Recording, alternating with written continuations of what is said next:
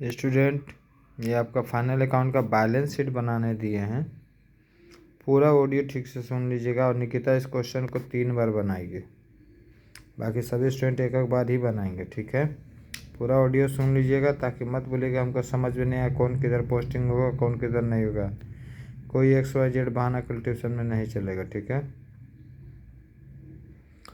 From the following particular prepare a balance sheet of the Tata store on the 31 March 2018। Tata store company का आपको balance sheet बनाना, ठीक है।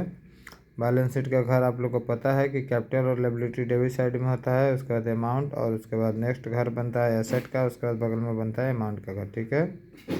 अभी आप लोग दिमाग लगाइएगा कैपिटल किधर होता है, तो कैपिटल का घर ऑलरेडी बैलेंस शीट में बना होता है, आप लोग को पता है। प्लांट और मशीन मेरा संपत्ति है, ज़मीन और मकान यानी लैंड ऑन बिल्डिंग मेरा 80,000 का संपत्ति है, फर्नीचर संपत्ति है, कैश इन हैंड संपत्ति है।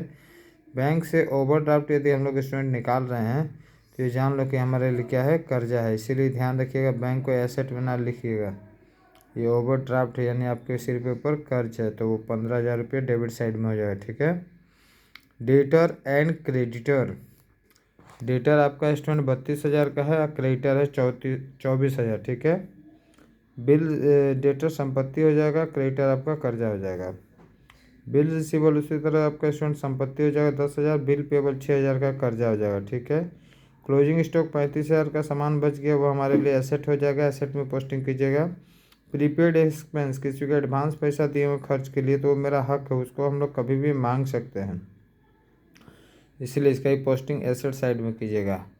आउटस्टैंडिंग एक्सपेंस, यदि कोई चीज़ आपका बकाया है तो सिर पे कर्जा हो गया तो लायबिलिटी साइड में हो जाएगा 3,000, ठीक है।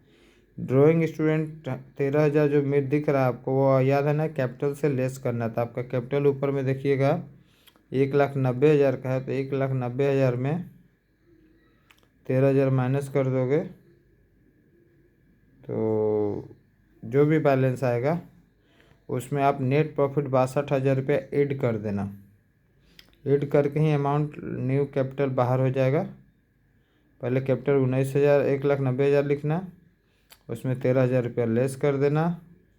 जो भी बैलेंस आएगा उसमें 62,000 यानी 62,000 रुपये नेट प्रॉफिट को ऐड कर देना। ऐड करके बाहर करोगे तो आपको दिखेगा कि आंसर मेरा 2,87,000 दोनों साइड आ जाएगा। अब किसी तरह का बहाना कल नहीं चलेगा, जिसका छोटा होमवर्क वो 25 बार एक क्वेश्चन बनाएगा, समझ लीजिएगा।